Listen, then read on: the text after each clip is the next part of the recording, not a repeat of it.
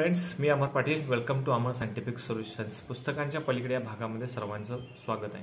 आजचा आपला जो विषय आहे तो आहे GXP. तर आज GXP म्हणजे आपण काय समजून घेऊ. तर G and P या शब्दाचा अर्थ आहे गुड प्रॅक्टिसेस आणि X हा व्हेरिएबल आहे.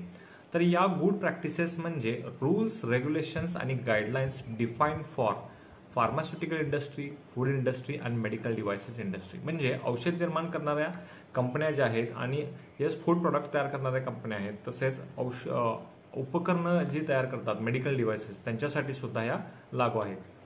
तर ह्या लागू करायचं कारण काय, तर जे औषध बनणार आहेत, जे मेडिकल उपकरणं जी बनणार आहेत आणि फूड इंडस्ट्रीपासून वेगवेगळे जे फूड प्रोडक्ट्स बनतात ते चांगल्या क्वालिटीचे असले पाहिजेत, त्याच्यामध्ये सेफ्टी असली पाहिजे आणि त्यांची इफिकसी सुद्धा असली पाहिजे. म्हणजे सेफ्टी याचा अर्थ आहे सुरक्षित आणि इफिकसी आहे याचा अर्थ आहे इफेक्टिव्ह असले पाहिजेत. म्हणजे जे मेडिसिन मार्केटमध्ये येणार आहे ते कसं असलं पाहिजे, सुरक्षित असलं पाहिजे, इफेक्टिव्ह असलं पाहिजे आणि चांगल्या दर्जाचं असलं पाहिजे.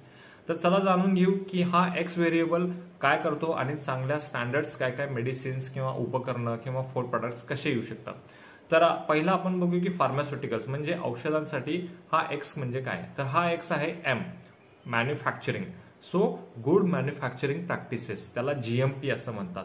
तर ह्या GMP प्रॅक्टिसेस मेडिसिन किंवा औषधं मॅन्युफॅक्चरिंग करण्यासाठी स्टँडर्ड अशा गाईडलाईन्स दिलेल्या आहेत की ज्याच्यापासून बनणारी जी काय औषध उत्पादने आहेत तर ती सेफ असतील, इफेक्टिव्ह असतील आणि स्टँडर्ड क्वालिटीचे सुद्धा असतील. त्याच्यानंतर आहेत GLP, गुड लॅबोरेटरी प्रॅक्टिसेस. आता L काय रिफाईन करतो, that is laboratory, that is lab लेवलचं जे काही काम असणार आहे त्याच्यापासून बनणाऱ्या जे काही टेस्ट असतील त्या टेस्ट सुद्धा काय डिफाईन करतील की त्यापासून तयार होणारा जो फूड प्रोडक्ट्स असेल, तर जे काही सॉफ्ट ड्रिंक्स असतील किंवा आणखीन चॉकलेट्स असतील किंवा आणखीन काय असे असतील तर ते सुद्धा एका चांगल्या दर्जाचे बनतील, सेफ आणि इफेक्टिव्ह बनतील. त्याच्यानंतर आहे GCP, गुड क्लिनिकल प्रॅक्टिसेस.